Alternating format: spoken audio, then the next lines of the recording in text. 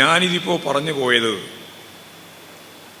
പല സഖാക്കളും സോവിയറ്റ് റഷ്യയുടെയും കിഴക്കൻ യൂറോപ്യൻ രാജ്യങ്ങളിലെയും മുതലാളിത്ത പുനഃസ്ഥാപനത്തോടെ ഇനി എങ്ങനെയാണ് ലോകം മുന്നോട്ടേക്ക് പോവുക എന്ന ചോദ്യം ഉന്നയിക്കുന്ന ഒരു ഭൗതിക സാഹചര്യം ലോകത്തുണ്ട്.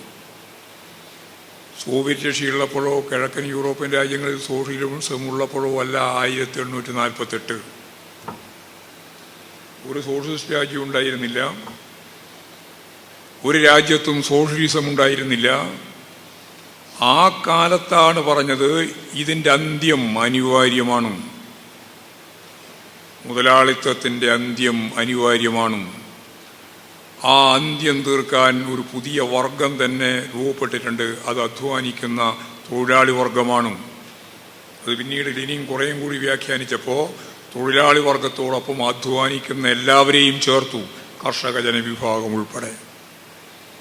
ഈ അധ്വാനിക്കുന്ന വർഗം നിലവിലുള്ള സാമൂഹ്യ വ്യവസ്ഥയെ മാറ്റി ഒരു പുതിയ സാമൂഹ്യ വ്യവസ്ഥയ്ക്ക് രൂപം നൽകുക തന്നെ ചെയ്യും. എന്തുകൊണ്ടാണ്? വെറുതെ ഒരു സങ്കല്പം പോലെ പഴയ കാലത്തെ സാങ്കല്പിക സോഷ്യലിസ്റ്റുകളെപ്പോലെ മാർക്സും എംഗൽസും പറഞ്ഞു വെച്ചതല്ല. ശാസ്ത്രീയമായി സമ്പത്തൊരു ഭാഗത്ത് കുന്നുകൂടിക്കൊണ്ടിരിക്കുകയാണ്. സമ്പന്നർ കൂടുതൽ സമ്പന്നരാകുകയാണ്, ദരിദ്രർ കൂടുതൽ ദരിദ്രരാകുകയാണ്.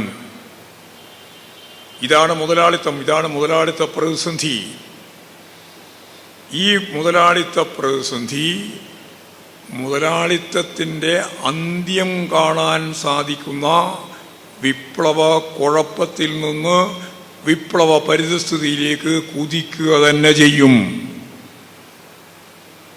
മാർക്സിൻ്റെയും എംഗൽസിൻ്റെയും കൃത്യമായ കാഴ്ചപ്പാടാണ്. ഇപ്പോൾ വിപ്ലവ കുഴപ്പം എന്ന് പറയുന്നത് സമ്പന്നർ കൂടുതൽ സമ്പന്നരാകുക, ദരിദ്രർ കൂടുതൽ ദരിദ്രരാകുക എന്നതാണ്. അതിൻ്റെ ആവിർഭാവം മുതൽ അതിന് അന്ത്യം വരെ തുടരുന്ന ഒന്നാണ്. ഇതാണ് മുതലാളിത്ത പ്രതിസന്ധി എന്ന് പറയുക. ഈ പ്രതിസന്ധി വിപ്ലവ കുഴപ്പത്തിൻ്റെ തന്നെ ഭാഗമാണ്. എന്നാൽ എല്ലാ കാലവും ആത്മനിഷ്ഠ ഘടകം കൂടി ചേർന്ന് ഈ സാഹചര്യത്തെ, ഈ വസ്തുനിഷ്ഠ യാഥാർത്ഥ്യത്തെ ഫലപ്രദമായി ഭരണകൂട സംവിധാനത്തിന് പകരം പുതിയ ഭരണകൂടം വെക്കത്തക്ക രീതിയിലുള്ള വിപ്ലവപരമായ മുന്നേറ്റത്തിന് എല്ലാ രാജ്യത്തും ഒരേപോലെ, എല്ലാ രാജ്യങ്ങളിലുമുള്ള ശക്തികൾ, ഞാൻ നേരത്തെ പറഞ്ഞ ആത്മനിഷ്ഠ ശക്തികൾ, അത് അധ്വാനിക്കുന്ന വർഗത്തിൻ്റെ തയ്യാറെടുപ്പുകളാണ്. അവരെല്ലാ രീതിയിൽ മുന്നോട്ടേക്ക് വരുമെന്ന് പറയാൻ സാധിക്കില്ല. മൂർത്തമായ സാഹചര്യത്തിൽ മൂർത്തമായി മാർക്സം പ്രയോഗിക്കുമ്പോഴാണ് വിപ്ലവം വിജയകരമായ രീതിയിൽ മുന്നോട്ടേക്ക് പോകാനാവുക. അതിൻ്റെ അർത്ഥം വിപ്ലവത്തിൻ്റെ മുന്നോട്ടേക്കുള്ള യാത്ര ഇല്ല എന്നല്ല. നമ്മൾ പലരും പറഞ്ഞു വെക്കുന്നത് അത്തരത്തിലാണ്. ആ യാത്ര നിരന്തരമായി അഭംഗുരം തുടരുക തന്നെ ചെയ്യും.